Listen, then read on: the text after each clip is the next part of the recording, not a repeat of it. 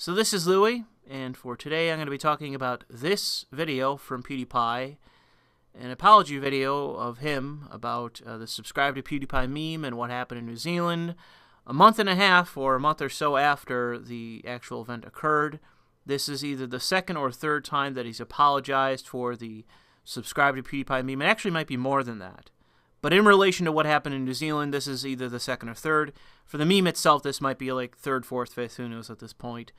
But PewDiePie is on his apology tour at the moment regarding the subscribe to PewDiePie meme for an array of small things that have happened, like where people have left subscribe to PewDiePie as graffiti in areas which it is inappropriate and that sort of thing. He's apologized for that numerous times.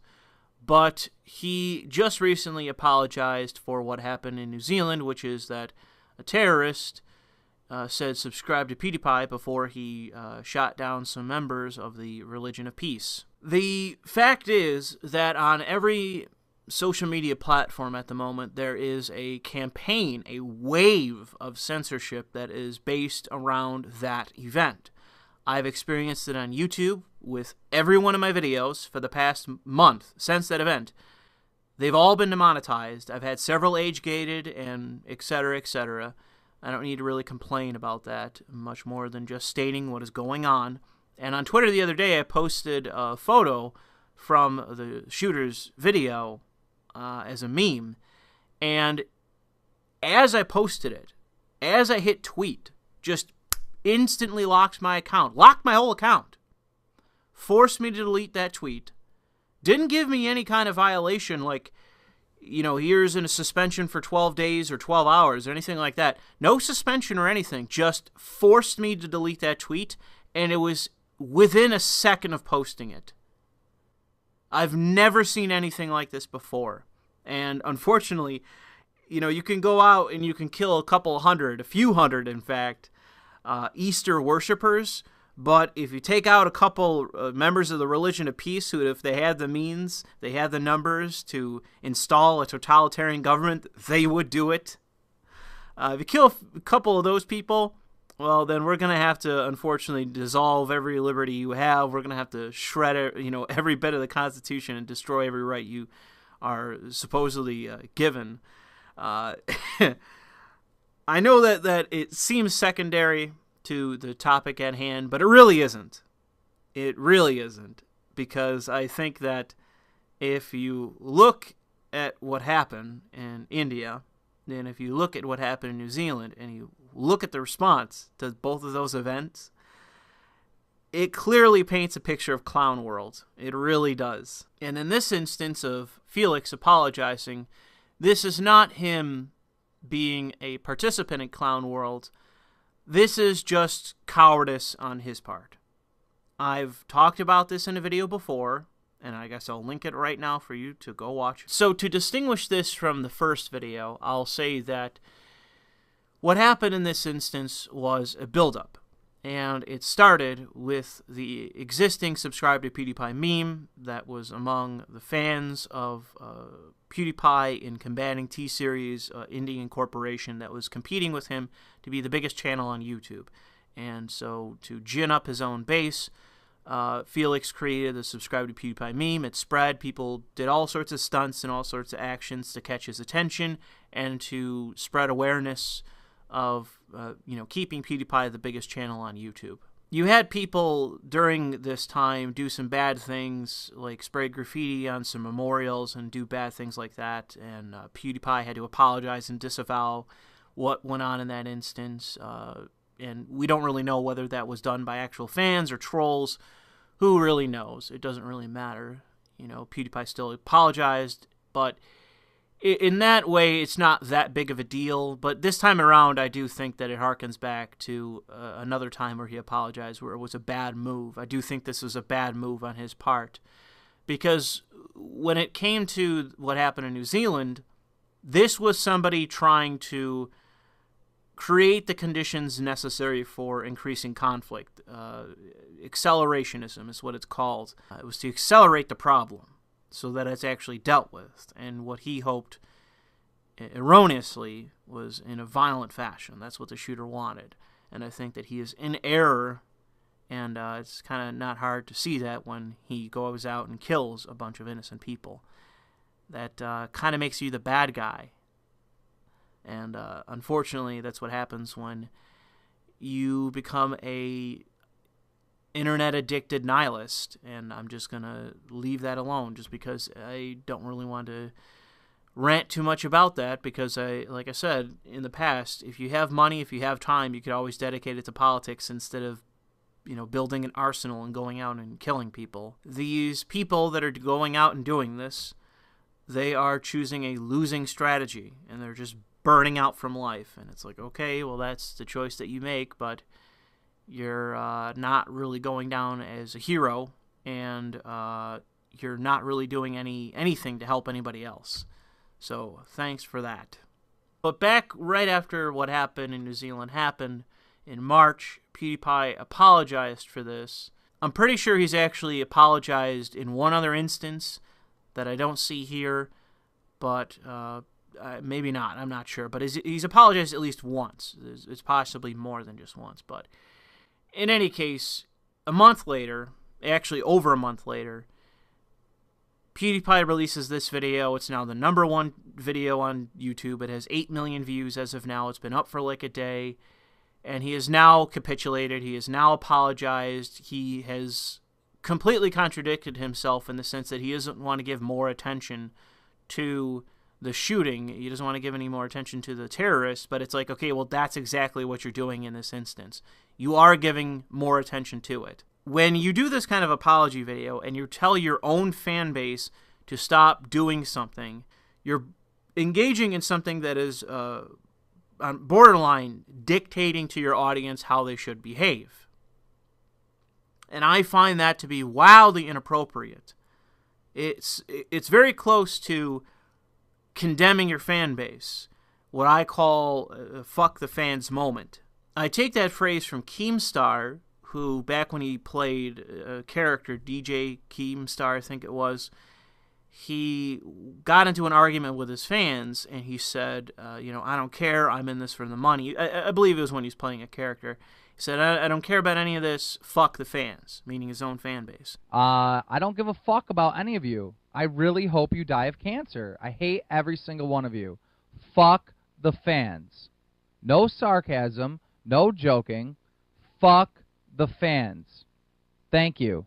For the last fucking time. Fuck the fans. This, to me, what PewDiePie is doing is bordering on that. Because you're in no position to dictate to your fan base. You can suggest things. You can ask for them to like the video, subscribe, all that sort of thing, spread the video. Those things, in my view, are positive aspects of being a creator, and I think it is appropriate to ask your audience to do certain things, like support me on Subscribestar, visit my affiliates, that sort of thing. That's all appropriate. If somebody does something bad or negative in the name of supporting your channel, when it's part of a campaign that is entirely positive, the entire orientation of it is positive, is simply to spread the word of your channel, it's obvious that no one is actually going to approve of people doing bad things, because all that does is draw negative attention. It creates a negative aspect to something that is just in its own right positive.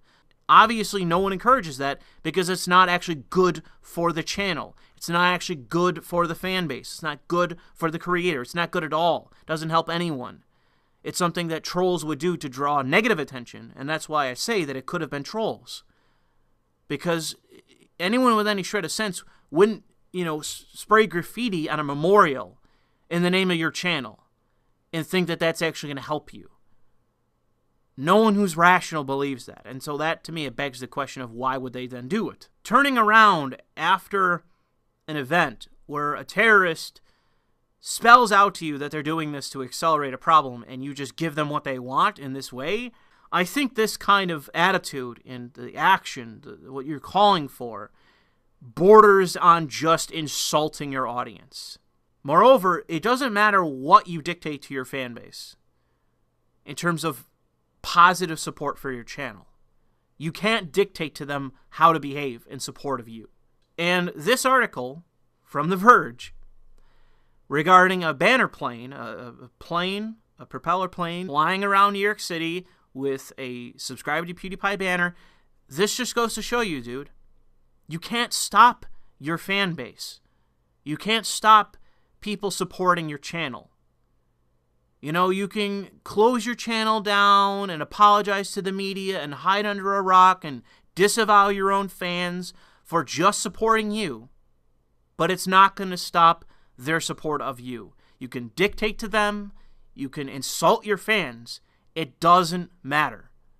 You don't get to choose how people support your channel. And so long as it is a positive message, everyone is just going to go along with it. You're in the wrong for trying to distance yourself and disavow your own fan base, Felix. You are in the wrong for trying to dictate to your own channel how they should behave in the outside world, when overwhelmingly what's being done is just positive support for you, for your channel, for the content you produce. This is not something worthy of condemnation. One ridiculous person, a terrorist who's out of their mind, who wants to accelerate the problems we have in the West, you lumping that guy in with the rest of your fan base and also doing exactly what he wanted you to do by making this about your fan base, making this about you actually accepting the link that the media is trying to draw between you and the terrorist. By accepting that link, you're actually doing the bidding of the terrorist. That's what he wants. You're doing it, Felix. You can say otherwise in your own apology video, but that's in fact what you're doing now. I'm not going to play his video just because I find it to be pathetic. You know, this is just another instance of him. I don't even want to get into it. I'm just going to start swearing if I actually engage in what was said. But like I have been saying, the only way to win at this, Felix, is to not play. The only way that you can actually curtail the demands of the media and the demands of your enemies is to not give them what they want. They want you to apologize. They want you to capitulate to them. They want you to be their dhimmi. They want, more than anything, to link you with a certain group that I'm not going to name because I'm going to get my whole freaking channel flagged. They want to link you to the terrorist. It's clear that that's what they want. I'll link to this article from One Angry Gamer, which gives a couple different examples of what I'm talking about here. It's a good article. PewDiePie stepped in it. Again, in essence. I've done a video on this before. He has stepped in it again. And if you go, and I'll link you to it, to Gamer Ghazi, to people that hate you, Felix, go look at what they have to say. Go look and see if you actually think this helped you. Or if, no matter what you say, these people are going to hate you regardless. Think about you as a millionaire, where you put your money. Because I know where I put my money on whether this was a good idea or not in apologizing. Smarten up, Felix. It's amazing to me, as I've said previously, that someone so successful, someone that knows what is going on, knows who he's dealing with, knows the media, knows the SJWs, knows everything, yet still does this. I just can't wrap my head around that. I just can't understand your motivation, Felix. I understand that the conscience in your mind wants you to bend the knee, wants you to apologize to people that want to have power over you. I get it. But the fact is that if you were to make a comparison of right way, wrong way, good idea, bad idea. It's time for another good idea, bad idea. Good idea. I'm not answering your questions. I'm not apologizing for anything. You dirty, dirty smear merchants, get back.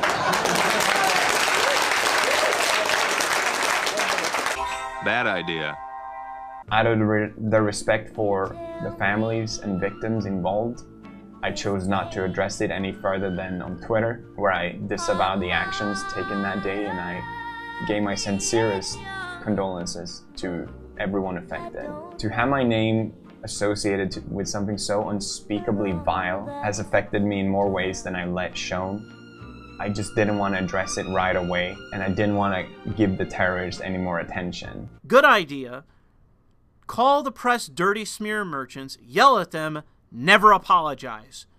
Because that makes you look like you have balls, and it creates a meme that people spread and enjoy. Because most people don't trust the press, but more so hate the press, resent the press, dislike the press.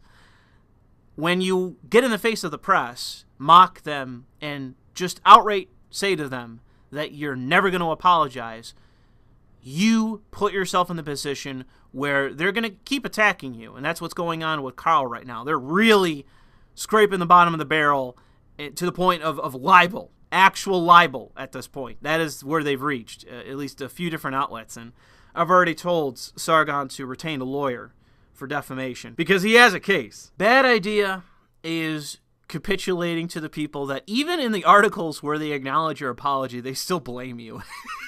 Like, you don't get anything out of it. You think that apologizing again this time is going to stop them from writing smear pieces? It didn't the last time or the time before. You got to decide whether disowning your own fans is something that you think you can maintain over time in the name of trying to apologize to the press. Oh, man. If you want to do something, why not do a charity?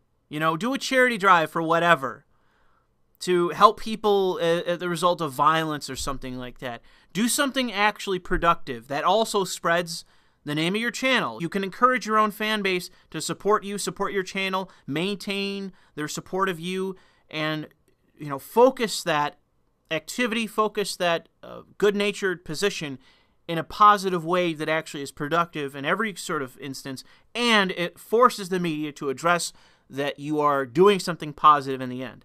That even in the face of tragedy and horrific actions, you're doing something good and trying to help people. You're doing something charitable. This kind of just empty apology video where you're now making a ton of money being #1 on YouTube, in which you disavow your own fan base, dude, you look terrible.